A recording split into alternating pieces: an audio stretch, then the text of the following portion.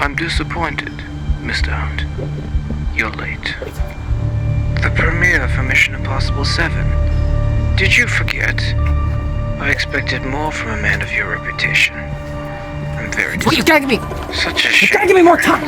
You have 1 minute, Mr. Hunt. Good luck.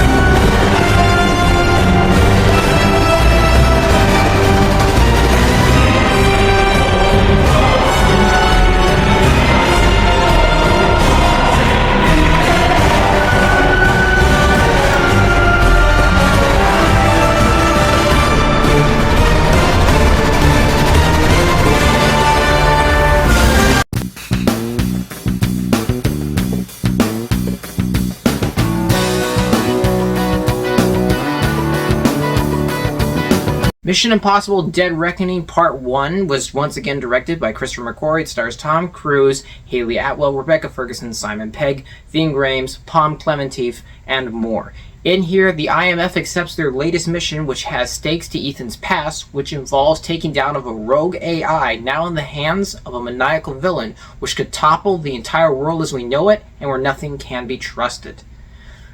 I think that the Mission Impossible series is probably the best action series we currently have out. I know there's a lot between it and John Wick of which one's better. I personally think Mission Impossible is better because of the consistency it's had from the years down. And honestly, Mission Impossible has not lost a step in its footing at all. This movie is phenomenal. It is nearly flawless. This is exactly what every movie should want to be. It's so good. This movie does not have a right to be as good as it is. And just so many things go into why it's that great. So I'm going to get into it. First of all, I want to say it's Tom Cruise's performance. This man, not just through his acting, but his physical performance, never ceases to amaze me. The stunt work, dedication, and everything this man puts into this role, whether it be the fact that he's even a producer on here and is working to make these movies great. Tom Cruise knows what an audience wants, and he gives it to them every single movie. This movie's no exception. It doesn't feel like he lost a step where they had to accommodate him in the movie.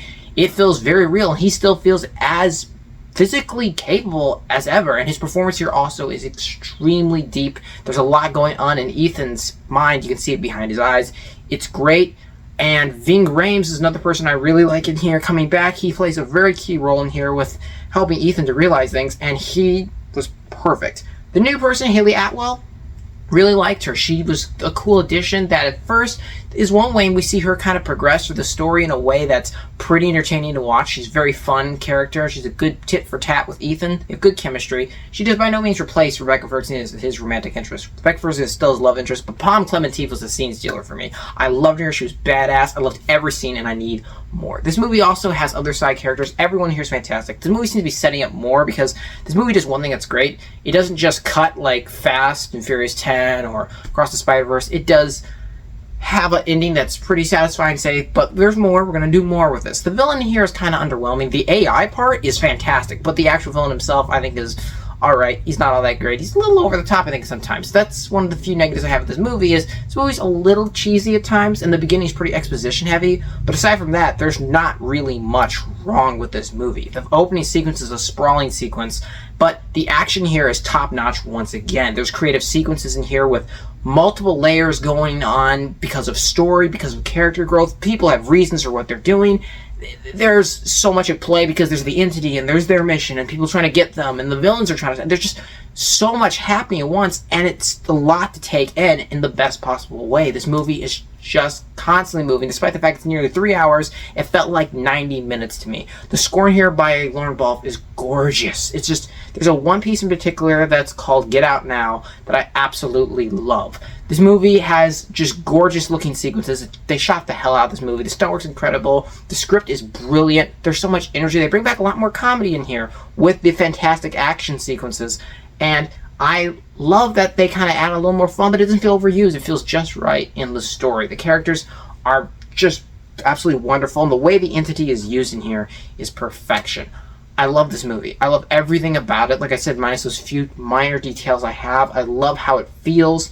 It's just perfect, and I can't wait for part 2. This movie satisfied me beyond my expectations. I was just stunned, genuinely, after leaving the cinema.